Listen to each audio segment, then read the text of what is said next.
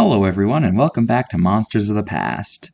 As always, I'm your host Mr. G, and today we're talking about the lizard that was built like a tank. It's the one and only Euoplocephalus. Euoplocephalus means well-armed head due to the fact that it, was very armored. It was an ankylosaur and it was a herbivore that lived during the late Cretaceous in North America. Euoplocephalus was around 18 feet long, making it possibly the second biggest ankylosaur, only behind Ankylosaurus itself. When it was first discovered, Euoplocephalus was actually named 36.Euoplocephalus, but it had to be changed because that was already the name of a beetle. Euoplocephalus was an ankylosaur, which were a group of dinosaurs defined by having armored backs and a large bony club on their tails. Because of these features, these led to ankylosaurs being incredibly successful, only going extinct during the KPG mass extinction.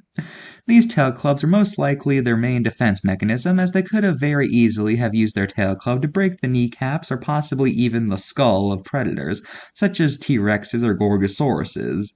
Because of this, predators probably wouldn't have went after ankylosauruses that much, just like how lions don't go after rhinos that much.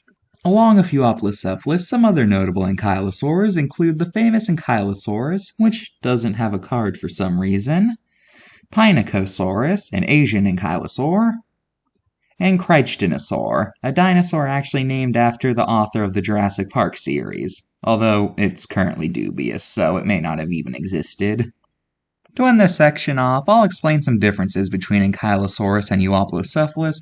First off, Ankylosaurus armor lacked the spikes seen on Euoplocephalus armor, and its osteoderms were more rounded, whereas Euoplo is more spiky. Secondly, Ankylosaurus's nostrils were on the sides of its beak, while Euoplo had its nostrils on top of its beak. And thirdly, Ankylosaurus's tail club was divided into 3 sections, while Euoplo was divided into 2. In media, these tend to get mixed up a lot, and you'll see Ankylosaurus with Euoplocephalus-like features, such as the spikes, or only having a 2-lobe tail. Stuff like that. You know what time it is? It's time to look at the card.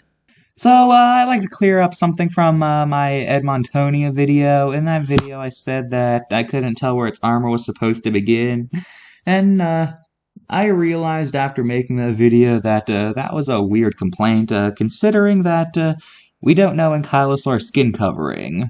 Most of them, anyway. So we would have no way of knowing if their skin would have covered their shell and it would have looked indistinguishable.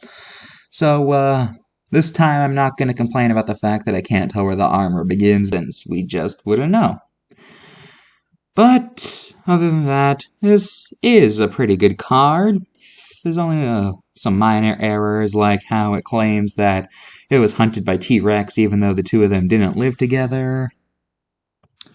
And the fact that it claims Euoplocephalus had a great sense of smell, which is weird because I've read a lot about theories of dinosaurs, but I've never read anything about ankylosaurs having a great sense of smell. Overall, I give this card about a 7-ish out of 10. Now let's look at Euoplocephalus appearances in pop culture. And I'll also throw in some Ankylosaurus appearances since it doesn't have a card. In the original Jurassic Park novel, it was mentioned that Euoplocephalus were some of the species bred on the island, although no one ever encounters them in the book. They never made it into the films, though. Though a promotional image for Fallen Kingdom reveals that at one point they apparently did exist, but they fell back into extinction. They've appeared in a lot of Jurassic Park games, though, like Jurassic Park 3 Park Builder, Jurassic Park Builder for mobile devices, Jurassic World the game, and Jurassic World Evolution. Euoplocephalus appeared in the PBS Kids show Dinosaur Train as the subject of an episode, and it appeared in the end credits of Land Before Time 2. For Ankylosaurus, it's appeared in every Jurassic Park film ever since the 3rd one. It showed up in the Rite of Spring segment of Fantasia. It's a playable dinosaur in the video game Saurian. It appeared in Ice Age 3 Dawn of the Dinosaurs, where its tail club was reimagined as a wrecking ball with spikes.